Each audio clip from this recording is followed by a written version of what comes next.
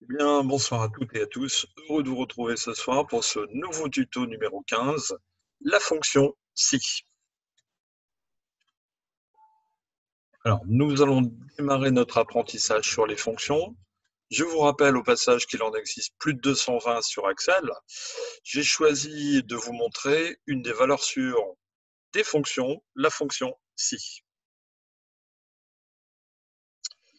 Alors, je vais vous montrer tout de suite donc l'exercice.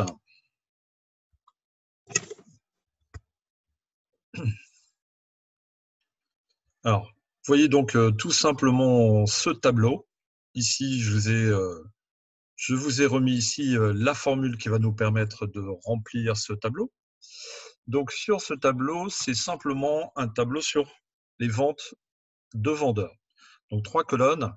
Première colonne, les vendeurs. Deuxième colonne, leur chiffre d'affaires. Et troisième colonne, on va essayer de remplir les commissions qu'ils vont toucher. En sachant que la fonction ci va être une condition. Donc forcément, je vais dans un premier temps indiquer la première condition. Donc le signe égal. La fonction si, je vais la rappeler donc si. Double-clic quand elle apparaît.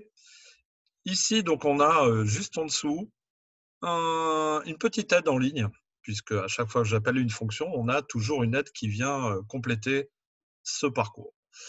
Donc après la parenthèse, je vais indiquer qu'effectivement, il faut que je choisisse la cellule B3 et que donc ça va être ma condition. Le test logique n'est ni plus ni moins que la condition que je vais imposer à la formule. Donc B3 supérieur à 2500.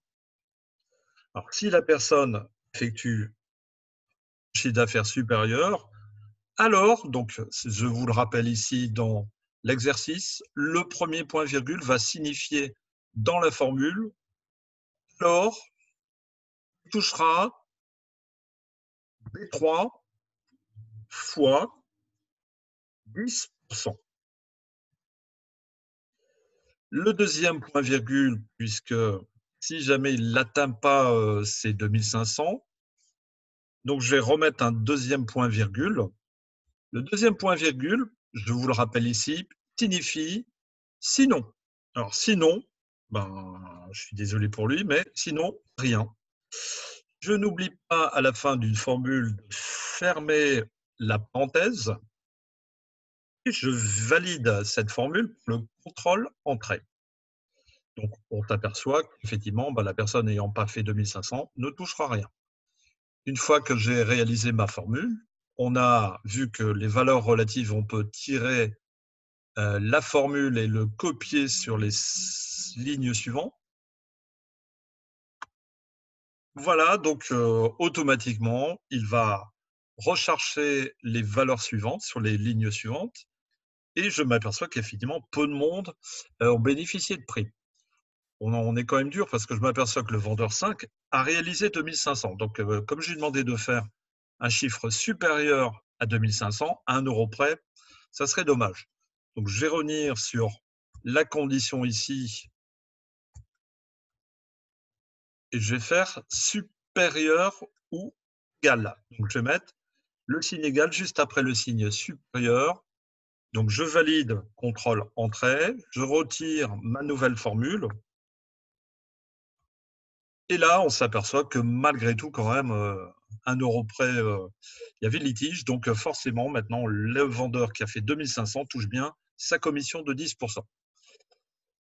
Voilà, l'exercice étant maintenant terminé, je vous rappelle que dorénavant, pour tous les exercices, vous seront fournis à la suite du tuto par un lien cliquable. Et que de toute manière, vous retrouvez l'intégralité de mes tutos sur ma chaîne YouTube. Alors, sur YouTube, tapez André-Marc Decroix. Demain, nous allons voir la fonction si, mais imbriquée. En attendant, passez une bonne soirée et surtout, restez confinés. À demain. Bonne soirée, bye.